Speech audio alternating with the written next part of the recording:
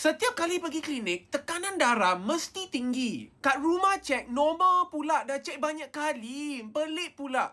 Memang banyak kes macam ni. Apabila pergi klinik atau pergi jumpa doktor, tekanan darah mesti tinggi. Cek banyak kali di rumah, normal pula.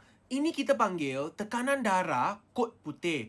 Maksud, apabila mereka pergi klinik, mereka rasa cemas, rasa takut sampai tekanan darah naik. Cara untuk mengatasinya ialah duduk baik-baik dan rehat sekurang-kurangnya 5 minit sebelum periksa tekanan darah. Jangan jalan sini, jalan sana, jalan sini, jalan sana.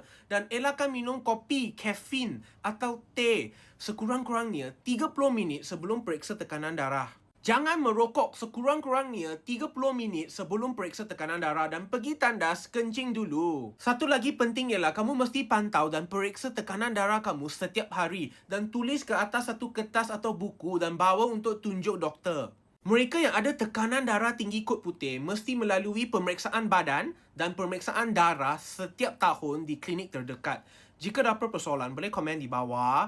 Jangan lupa follow, like, comment, save. Terima kasih.